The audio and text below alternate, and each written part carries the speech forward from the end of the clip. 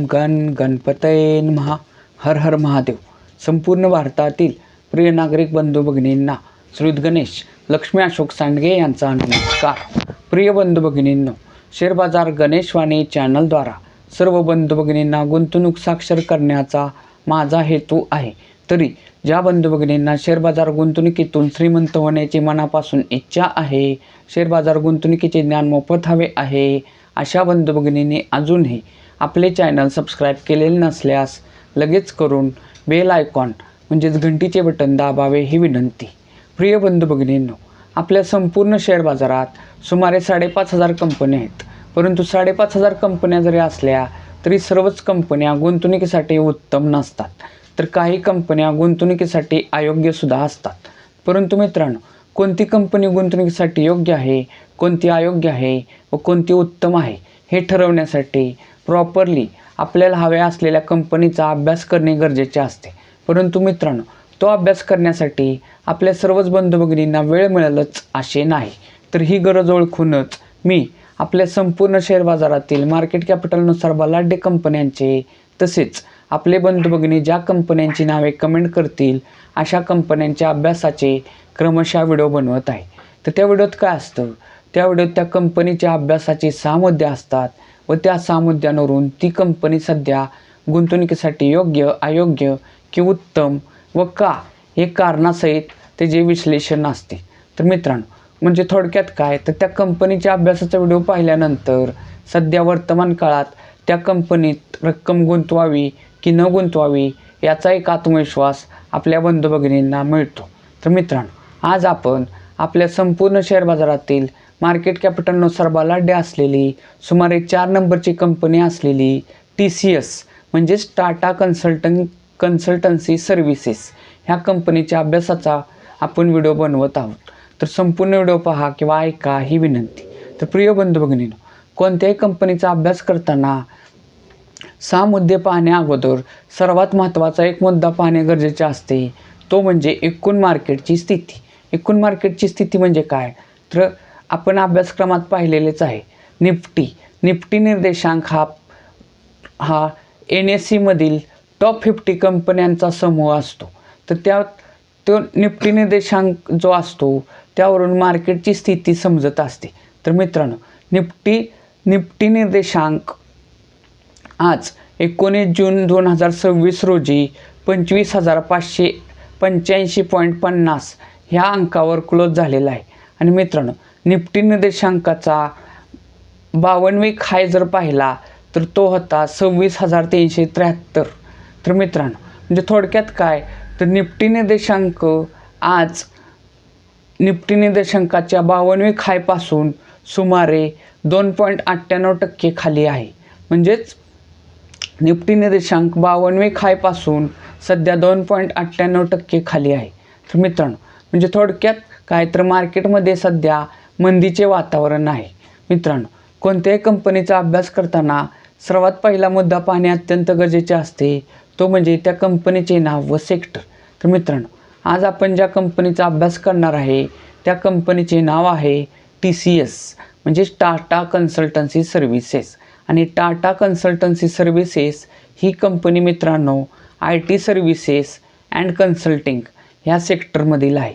मित्रांनो, TCS ह्या कंपनीसारखेच काम करणाऱ्या इतर स्पर्धक कंपन्या जर बघितल्या तर त्या आहेत Infosys, HCL Tech, Wipro, LTI Mindtree, Tech Mahindra, Persistent, Oracle Finserv, Coforge, तसेच एमफॅसिस, तसेच हेक्झावेअर. मित्रांनो, TCS ह्या कंपनीसारखेच काम करणाऱ्या ह्या स्पर्धक कंपन्या आहेत. तशाच अजूनही भरपूर स्पर्धक कंपन्या आहेत. यापैकी कोणत्या कंपनीच्या अभ्यासाचा व्हिडिओ जर तुम्हाला हवा असेल तर त्या कंपनीचे नाव कमेंट करा, मी त्या कंपनीच्या अभ्यासाचा सुद्धा व्हिडिओ बनवेन. मित्रांनो, कोणत्याही कंपनीचा अभ्यास करताना दुसरा मुद्दा पाहणे अत्यंत गरजेचे असते, तो म्हणजे त्या कंपनीच्या शेअरची करंट व्हॅल्यू. करंट व्हॅल्यू म्हणजे काय, तर चालू किंमत. मित्रांनो, आज दिनांक आहे 19 जून 2026 आणि आज रोजी TCS ह्या कंपनीचा एक शेअर्स 3,163 रुपये ह्या किमतीला बंद झालेला आहे. मित्रांनो, कोणत्याही कंपनीचा अभ्यास करताना तिसरा मुद्दा पाहणे अत्यंत गरजेचे असते, तो म्हणजे त्या कंपनीचं 52वे हाय व 52वे लो किंमत.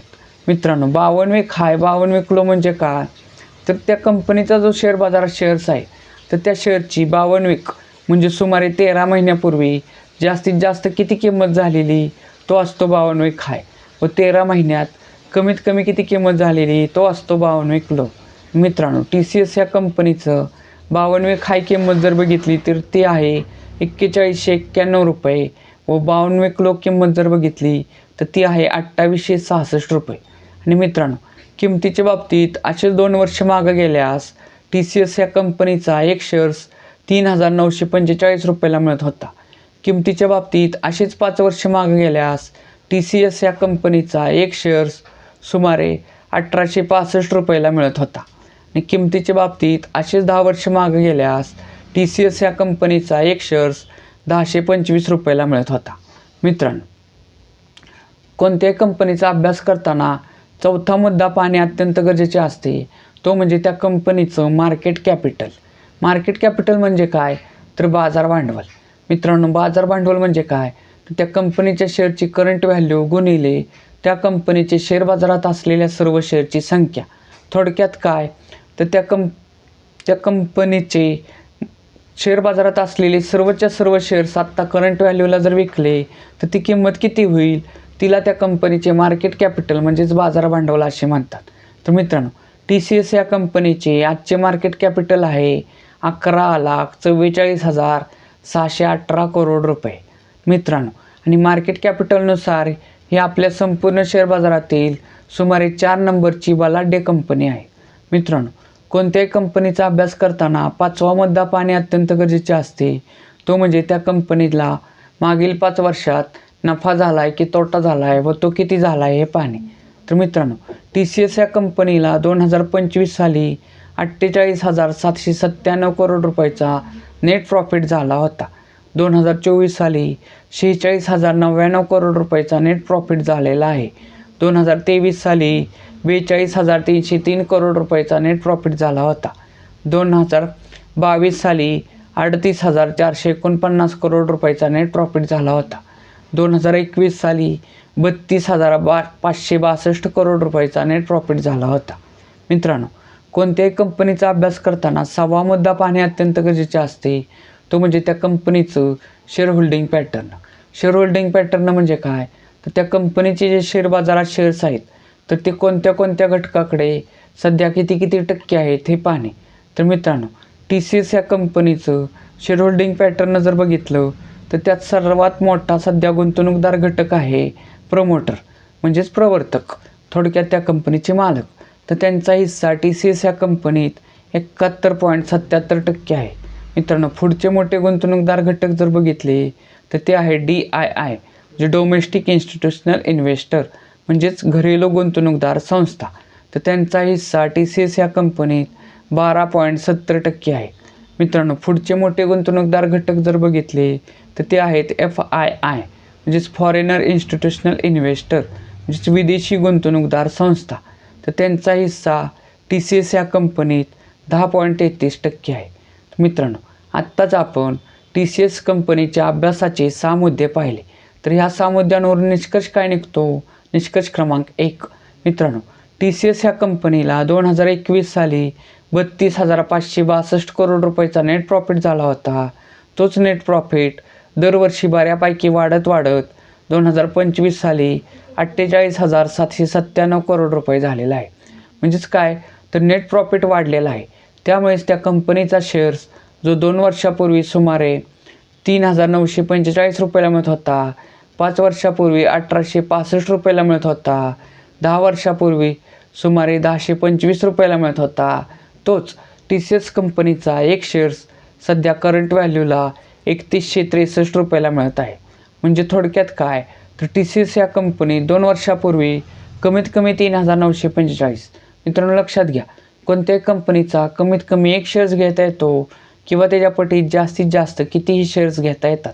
परंतु आता आपण अभ्यासासाठी एकच शेअर जर पकडला तर TCS या कंपनीत 2 वर्षापूर्वी गुंतवलेले 3,945 रुपये 5 वर्षापूर्वी गुंतवलेले 1865 रुपये, 10 वर्षापूर्वी गुंतवलेले 1025 रुपये, आज करंट व्हॅल्यूला 3163 रुपये झालेले आहेत.